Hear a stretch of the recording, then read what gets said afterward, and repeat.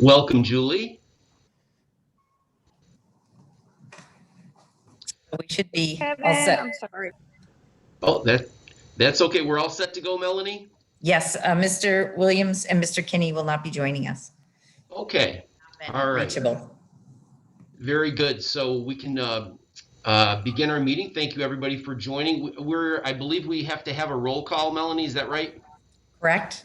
Okay, we can start with the roll call. Beautiful. Legislator Holmquist, Here. McBride, Here. Abbott Keenan, Here. Kinney, and Williams. 3 present, 2 absent. Very good. Thank you very much, Melanie. Welcome, everybody. Do we need an approval of the previous minutes? Yes. If we can have a motion for that, would be great. So moved. Legislator McBride. I'll second. Second. Legislator Abbott Keenan. All those in favor? Oh, I'm sorry. We have to do a roll call, don't we? I'm sorry about that. Go ahead, Melanie. Legislator Holmquist, Yes. McBride, Yes. Abbott Keenan, Yes. Kinney, Williams. They have not joined, so. Okay. 3 Okay. ayes, 2 absent. Very good. Thank you very much, Melanie. Welcome, Marty Scan. Thank you so much for joining us. You are the entire agenda, as you said earlier. So, Kevin, if we could Yes. just have another motion and approve to waive the reading. okay. Approve the minutes of the previous meeting. Approve the minutes of the previous meeting, so we need a motion for that. So moved. Okay, Legislator McBride. Second. Okay, Legislator Abbott Keenan. All those in favor, and Melanie can do the roll call. Legislator Holmquist, Yes. McBride, Yes. Abbott Keenan, Yes. 3 ayes, 2 absent. Okay. Very good. Thank you, Melanie. I Thank can't you. wait till we can be back in person. Okay, now we're ready for the great Marty Scan. Thank you for being here, Marty. Sure. Thank you for having me. And I have 2 items on the agenda today. The first one is one that I usually come over with in June in the summer, but due to COVID, we were given an extension this year on doing the process for our steering committee for our community development block grants. So what I have for you, do you all have a copy of the proposed budget? So, so just real quickly, the steering committee met, and what we were able to do is we moved some money around out of a spot where we usually use some of the money for salaries. We had a little extra buildup in our salaries. So we moved some of that money into the capital projects so that we could give every municipality that applied for a project. So we didn't have to deny any municipality this year. Some applied for more than one, some applied for a big one and then a small one. And but no matter what they applied for, everyone who submitted an application is going to get a project funded this year. So, so we felt like that was kind of since we had a little extra buffer in the salaries, we felt like the municipalities could use a little help during this tough times to get some projects going. So we didn't want to leave anybody out. So that was the steering committee's decision. And as you can see, we had minor increases, just about 4.4% overall. Little increases in each one from the previous year. But other than that, it was a pretty straightforward year. And it's just nice to not have to tell anybody that they didn't get any funding. So that's the proposal on the block grant budget. Okay, thank you very much, Marty. It's nice to have a little bit of good news in 2020, so thank you for that. Sure. Does anybody have any questions for Marty on 1A? Nope. No questions? Okay. Is there a motion? Kevin, can I hop in real quick? Oh, Mr. Chairman, certainly. Yeah, I just wanted to very, very, very quickly.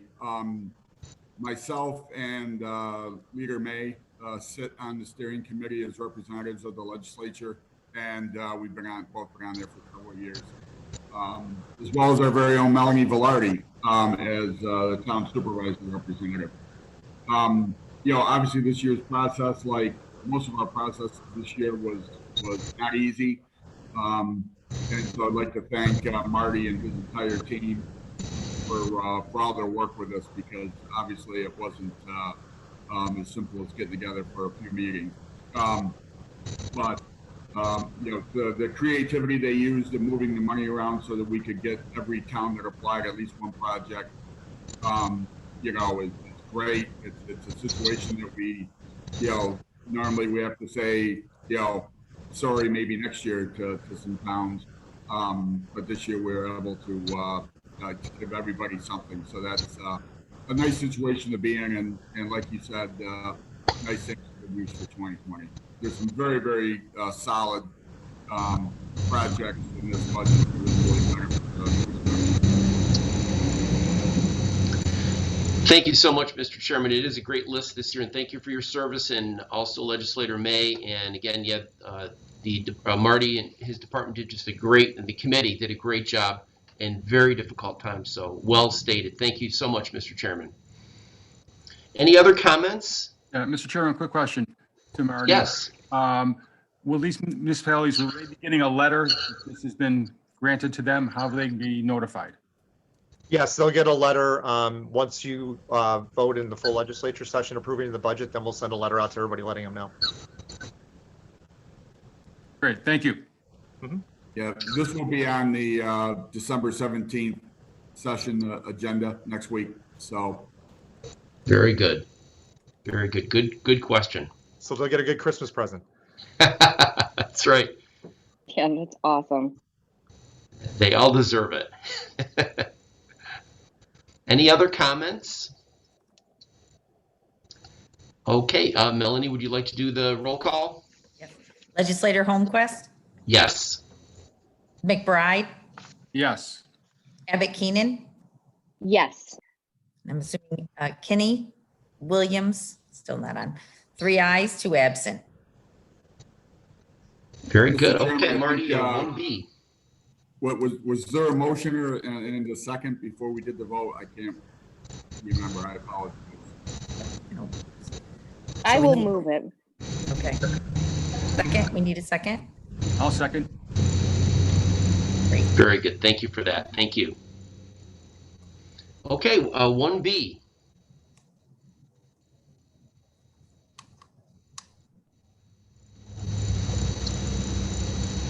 Okay.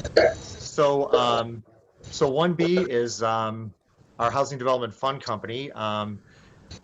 These are houses that were on the county's tax auction, and we are asking you to transfer them to the Housing Development Fund Company for the payment of $1 each and forgive the taxes that are due.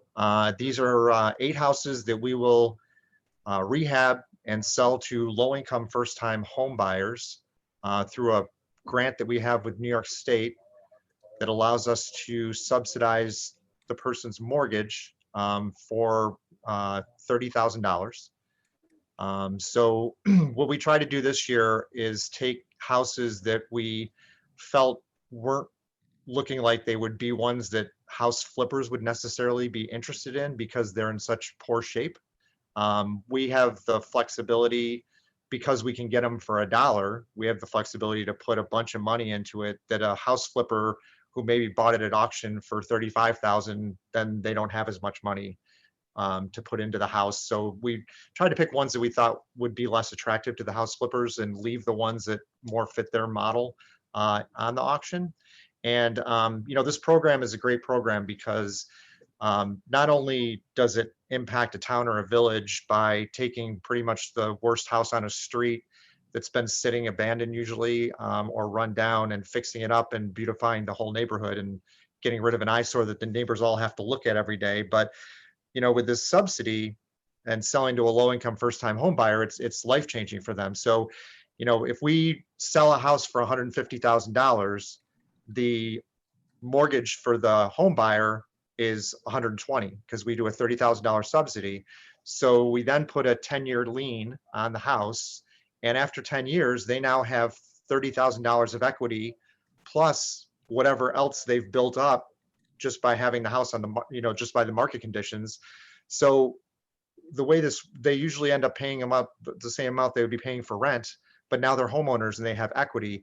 And if it's a family moving in today with a 3-year-old, 15 years from now, they may be able to put their child in college because of the equity they have in this house, where if they were just renting and never getting ahead, then they're just recreating the cycle. So, so it's a really good program, and I'm hoping that you'll support it and you'll allow us to have these 8 houses.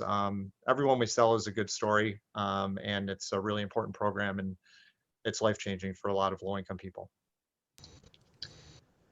Thank you very much, Marty. That is all good news. We've talked a lot about this program and these types of efforts in the past. I think it's wonderful. Everything, all the points that you brought up. Is there any methodology? You alluded to the fact that we're not rehabbing any homes that are attractive to house flippers. Is there any way that you determine that a home like this isn't attractive? Is it on the market for a while, nobody's buying it, or what are the conditions that bring you to that point? We just kind of do it by, fixing houses up. We kind of know roughly what it's going to cost to do a house. So like if I'm going to do it, since I get it for $1, I can put $140,000 into the house. If a house flipper gets it and they have to pay $40 to get it at auction, then they can only put $100 in the house. So that's a pretty big difference when you're trying to rehab a house. But what we do is, when the auction list comes out, we go and drive and look at the houses, and we kind of looked at houses that you could see. We can't get into them, so it's always a crapshoot. But you can see houses that have been abandoned for a while, so they're going to be in rough shape. Or, like this house on Holland Hill Road. It's a brick house, and a bunch of the brick exteriors just collapsed, and there's water damage, and the front porch is sort of falling apart. So and because it's all stone and brick, that's an expensive proposition. So we just tried to look for houses that we could sort of tell by the road were in pretty rough shape, and a flipper might not have the flexibility in their budget to get it fixed up and flipped for a profit. No, that's very good. I know we've had legislators in the past that have asked questions about competing with the private sector, but I think that answers the question very nicely. And it, like you said, in many of these neighborhoods, these are all in towns. It can make a huge difference when there's one home really affects the whole neighborhood, and for you to fill that role and support the other homes that house flippers the private sector can address on their own is a great service. It's really wonderful. Yes, it is. It's a great program. Do we have any questions? Legislator McBride. Mr. Chairman, Marty, these looks like pretty extensive renovations, and there's 8 properties. Is there a schedule or a time frame for each one of these, or when are these going to be completed, all 8? Will it be over a couple of years? How long would this take? Yeah, it's never more than 2 years usually. This year's a little different because we had to stop non-essential construction, so we lost 3 months. But then we were able to we sold 5 of them in like a month. But we get them after you approve it at the legislature session. Then we file the quitclaim deeds with the clerk. Then we have to make sure that there's no one in the house, because if someone's actually living in the house, we have to go through the eviction process, which right now we can't. So I have one house from last year out in Bayberry where I can't evict the people. So we just have to wait until we're far enough along in COVID that they allow us to do that again. But usually the goal is that we get it and we start assessing it over the spring and summer, and we bid it out, and then we try and sell it sort of the following spring.